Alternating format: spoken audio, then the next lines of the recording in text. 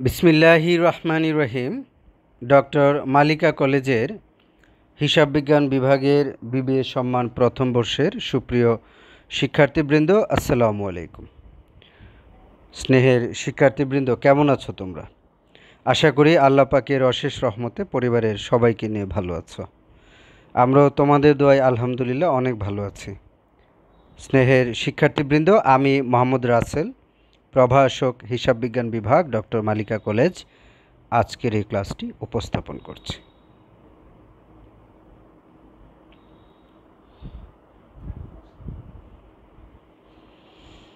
সুপ্রিয় শিক্ষার্থীবৃন্দ, তোমাদের বিবিএ সম্মান প্রথম বর্ষে আমি প্রিন্সিপালস অফ অ্যাকাউন্টিং সাবজেক্টটি পড়াচ্ছি, যার অর্থ হচ্ছে হিসাব বিজ্ঞান নীতিমালা। আমরা ফিনান্সিয়াল স্টেটমেন্ট পড়ছিলাম। ফিনান্সিয়াল স্টেটমেন্টের ছকগুলো আলোচনা করছিলাম আমরা। এরই ধারাবাহিকতায় আজ আমরা রিটেনড আর্নিং স্টেটমেন্ট বা সংরক্ষিত আয় বিবরণী বা রক্ষিত আয় বিবরণী আলোচনা করব। অর্থাৎ আজকের ক্লাসের লেকচার টপিক হচ্ছে রিটেনড আর্নিং স্টেটমেন্ট। প্রিয় শিক্ষার্থীবৃন্দ, চলো এবার বিস্তারিত আলোচনায় যাওয়া যাক।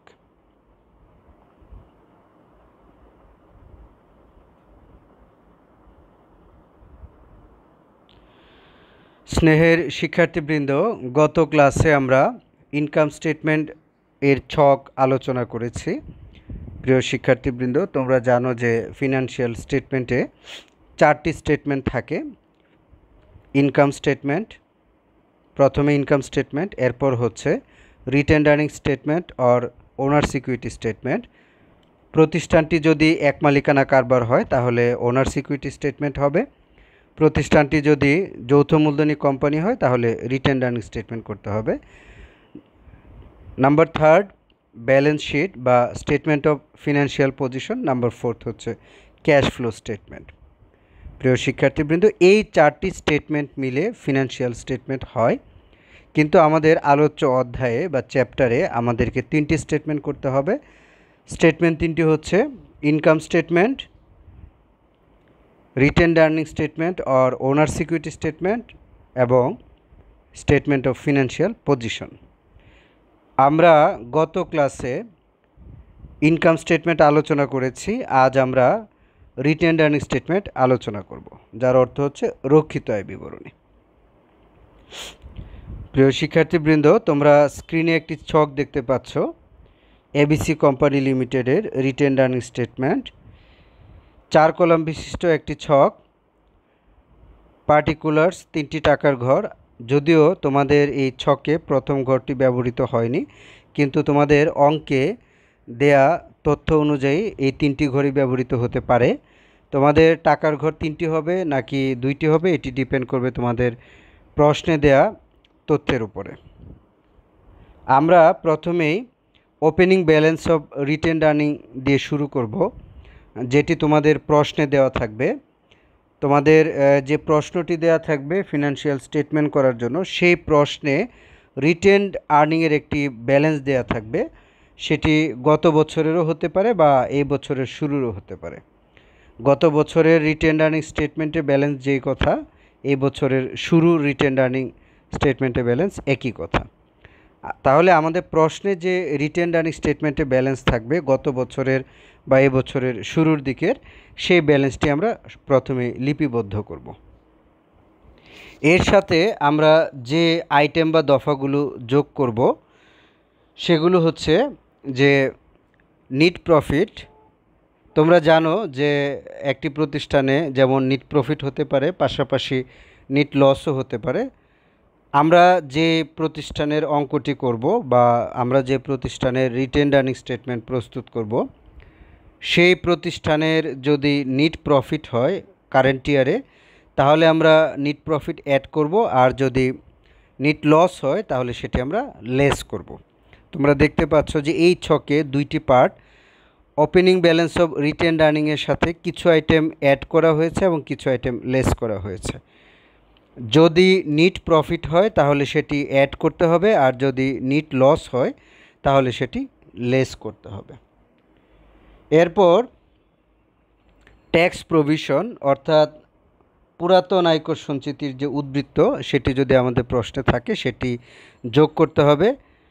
যদি ট্যাক্স রিটার্ন থাকে তাহলে সেটিও আমরা লেস করব। এছাড়াও দাবিহীন লভ্যাংশের অবলোপন, অর্থাৎ যদি আমাদের দাবিহীন লভ্যাংশ থাকে এবং সেটির অবলোপন করতে বলে, প্রিয় শিক্ষার্থীবৃন্দ, অ্যামোর্টাইজেশন অফ আনডিমান্ডেড ডিভিডেন্ড সেটিও আমরা এখানে যোগ করব। ট্যাক্স প্রভিশন নিয়ে একটি কথা, সেটি হচ্ছে যে তোমাদের প্রশ্নে যদি শুধু পুরাতন আয়কর সঞ্চিতি থাকে বা ট্যাক্স প্রভিশন থাকে তাহলে সেটি যোগ করবে, শুধু ট্যাক্স বা যদি আয়কর থাকে তাহলে সেটি বিয়োগ করবে। আর যদি উভয়টি উল্লেখ থাকে, অর্থাৎ ট্যাক্স প্রভিশনও থাকে এবং ট্যাক্সও থাকে এবং পুরাতন নতুন আয়কর এবং নতুন আয়কর সঞ্চিতি ইনকাম স্টেটমেন্টে অ্যাডজাস্ট করা হয়, পুরাতন আয়কর এবং পুরাতন সঞ্চিতি এই রিটেন্ড আর্নিং স্টেটমেন্টে অ্যাডজাস্ট করা হয়। প্রিয় শিক্ষার্থীবৃন্দ, প্রশ্নে যদি ট্যাক্স প্রভিশন এবং ট্যাক্স উভয়টি একই সাথে দেয়া থাকে তখন তোমাদেরকে দেখতে হবে যে কোনটি বড়।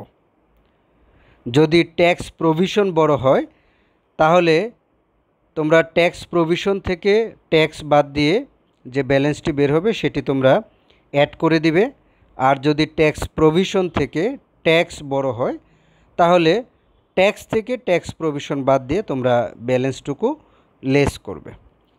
তোমরা যদি সহজে বুঝতে চাও তাহলে তোমরা স্ক্রিনে দেওয়া ছকটি দেখে বুঝতে পারছো, ট্যাক্স প্রভিশন অ্যাড করা হয় এবং ট্যাক্স লেস করা হয়। শুধু ট্যাক্স প্রভিশন থাকলে তোমরা সেটি অ্যাড করবে, শুধু ট্যাক্স থাকলে সেটি তোমরা লেস করবে। আর দুইটি যদি একসাথে থাকে তাহলে যেহেতু ট্যাক্স প্রভিশন অ্যাড করা হয় সেহেতু ট্যাক্স প্রভিশন বড় হলে ট্যাক্স প্রভিশন থেকে ট্যাক্স বাদ দিয়ে ব্যালেন্সটুকু অ্যাড করতে হবে। আর যেহেতু ট্যাক্স লেস করা হয় সেহেতু ট্যাক্স যদি বড় হয়, অর্থাৎ ট্যাক্সের অ্যামাউন্টটি যদি বড় হয়, সে ট্যাক্স থেকে ট্যাক্স প্রভিশন বাদ দিয়ে সে ব্যালেন্সটুকু তোমরা লেস করবে। ট্যাক্স রিটার্ন বা আয়কর ফেরত যদি থাকে সেটিও তোমরা যোগ করবে। আর যেটি বলছিলাম যে দাবিহীন লভ্যাংশের অবলোপন, প্রিয় শিক্ষার্থীবৃন্দ, সেই দাবিহীন লভ্যাংশের অবলোপন যদি তোমাদের প্রশ্নে থাকে তাহলে সেটি তোমরা এখানে যোগ করবে। এবারে আসো কি কি লেস করা হবে। এই বছরের চলতি বছরের যে লভ্যাংশ প্রদান যে ডিভিডেন্ড ডিক্লেয়ার করা হবে সেই ডিক্লেয়ার ডিভিডেন্ড তোমাদেরকে এখানে লেস করতে হবে। এছাড়াও আরও যত প্রকার ডিভিডেন্ড আছে, যেমন অন্তর্বর্তীকালীন লভ্যাংশ বা ইন্টারিম ডিভিডেন্ড, তারপর হচ্ছে অগ্রাধিকার লভ্যাংশ বা প্রেফার্ড ডিভিডেন্ড, সকল প্রকার লভ্যাংশ এখানে তোমরা লেস করবে, শুধুমাত্র দাবিহীন লভ্যাংশ বাদে। আমি আবার বলছি যে দাবিহীন লভ্যাংশ বাদে যত প্রকার লভ্যাংশ রয়েছে সবগুলো তোমরা এখানে লেস করবে, সেটা ডিক্লেয়ার ডিভিডেন্ড হোক, ইন্টারিম ডিভিডেন্ড হোক, প্রেফার্ড ডিভিডেন্ড হোক। তার মানে হচ্ছে যে সকল প্রকার লভ্যাংশ বা ডিভিডেন্ড আমরা এখানে লেস করব। আর ট্যাক্সের ব্যাপার তো আগেই বলেছি যে ট্যাক্স প্রভিশন অ্যাড করতে হবে, শুধু ট্যাক্স লেস করতে হবে। আর দুইটা যদি একই সাথে থাকে তাহলে একটি থেকে আরেকটি বিয়োগ করে যদি ট্যাক্স প্রভিশন বড় হয় তাহলে অ্যাড করতে হবে, আর যদি শুধু ট্যাক্স বড় হয় তাহলে সেটি লেস করতে হবে।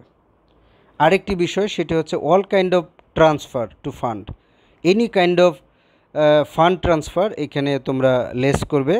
যেমন ধরো transfer to general reserve, transfer to dividend equalisation fund সহ আরও যত প্রকার ফান্ড রয়েছে, যেমন ধরো সাধারণ সঞ্চিতিতে স্থানান্তর, ট্রান্সফার টু জেনারেল রিজার্ভ ও জেনারেল ফান্ড, লভ্যাংশ সমতাকরণ তহবিলে স্থানান্তর, transfer to dividend equalisation fund, প্রতিপূরক তহবিলে স্থানান্তর সহ আরও যত প্রকার ফান্ড ট্রান্সফার থাকবে সবগুলো তোমাদের এখানে লেস করতে হবে। প্রিয় শিক্ষার্থীবৃন্দ, সবগুলো লেস করার আইটেম বা দফা যোগ করে আমরা থার্ড কলামে বসাবো। তোমরা স্ক্রিনে দেখতে পাচ্ছ যে আমরা opening balance of retained earning সেটি আমরা থার্ড বা ফাইনাল কলামে বসিয়েছি, এর সাথে যা কিছু যোগ করেছি সব কিছু আমরা থার্ড কলামে বসিয়ে একটি যোগফল বের করেছি। এই যোগফলের কোনো নাম বা শিরোনাম হবে না, সেই যোগফলের সাথে আমরা যেসব আইটেম বা দফা আমরা লেস করব সেগুলোর যোগফল আমরা সেই যোগফল থেকে বিয়োগ করব। বিয়োগ করার পর আমরা যে ব্যালেন্সটি পাবো সেটি হচ্ছে আমাদের closing balance of retained earning, অর্থাৎ রক্ষিত আয়ের সমাপনী উদ্বৃত্ত। প্রিয় শিক্ষার্থীবৃন্দ, আমি আবার একটু বলছি যে আমরা প্রথমেই আমাদের প্রশ্নে উল্লেখ করা বা প্রশ্নে দেয়া opening balance of retained earning, অর্থাৎ গত বছরের রক্ষিত আয়ের উদ্বৃত্ত অথবা এই বছরের শুরুর দিনের রক্ষিত আয়ের উদ্বৃত্ত নিয়ে আমরা শুরু করব। সেটি আমরা থার্ড বা ফাইনাল কলামে বসাবো। গত বছরের রিটেন্ড আর্নিংয়ের উদ্বৃত্ত থাকতে পারে, এমনকি গত বছরের মুনাফার উদ্বৃত্ত থাকতে পারে। এটি ডিপেন্ড করে আমাদের প্রতিষ্ঠানটি চলমান প্রতিষ্ঠান নাকি এবছরই শুরু হয়েছে নাকি গত বছরই শুরু হয়েছে। তাহলে আমরা আমাদের প্রশ্নে উল্লেখ করা যে রক্ষিত আয়ের উদ্বৃত্ত থাকবে বা রিটেন্ড আর্নিংয়ের যে ব্যালেন্স থাকবে সেটি আমরা শুরুতে লিপিবদ্ধ করব। এর সাথে আমরা কিছু দফা যোগ করব এবং কিছু দফা বিয়োগ করব। কি কি দফা যোগ করব আমি প্রথমে বাংলায় বলি যে আমরা নিট মুনাফা যোগ করব, তারপর পুরাতন আয়কর সঞ্চিতি যোগ করব, আয়কর ফেরত যোগ করব, দাবিহীন লভ্যাংশের অবলোপন যোগ করব।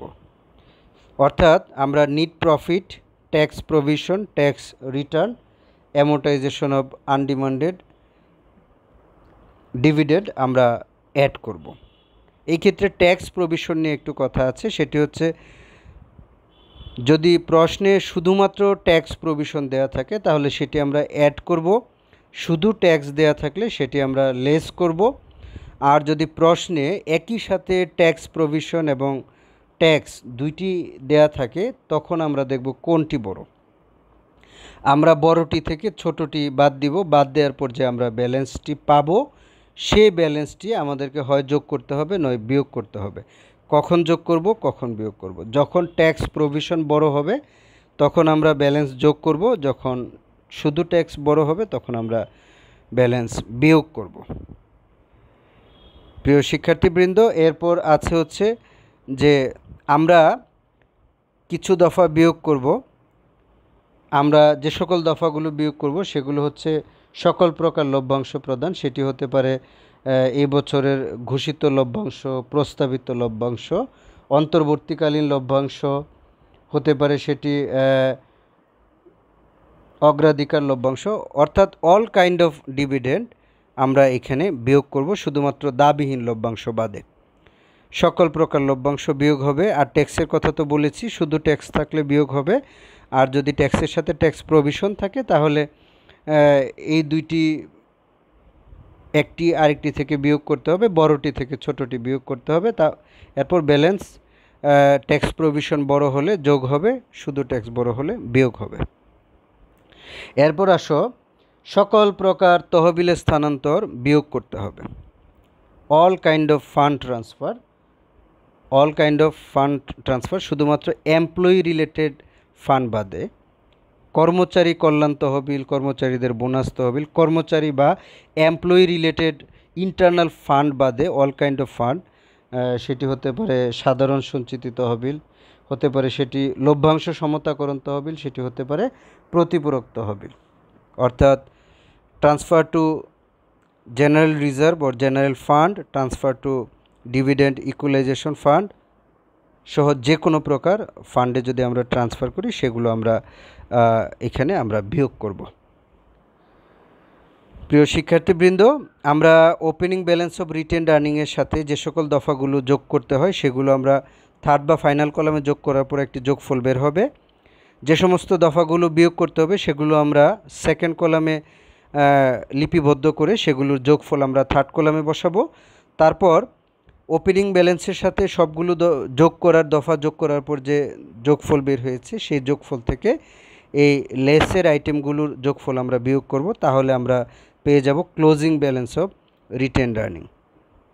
প্রিয় শিক্ষার্থীবৃন্দ, এই ক্লোজিং ব্যালেন্স অফ রিটেন্ড আর্নিংই হচ্ছে আমাদের এই রিটেন্ড আর্নিং স্টেটমেন্টের রেজাল্ট বা ব্যালেন্স। এটি আমরা পরবর্তীতে ব্যালেন্স শিটের লায়াবিলিটিস অ্যান্ড ওনার সিকিউরিটি পাশে আমরা স্থানান্তর করব। প্রিয় শিক্ষার্থীবৃন্দ, আজ এই পর্যন্তই থাকবে। আগামী ক্লাসে তোমাদের সাথে ইনশাল্লাহ দেখা হবে। সে পর্যন্ত ভালো থাকো, অনেক ভালো থাকো। আল্লাহ হাফেজ। আসসালামু আলাইকুম।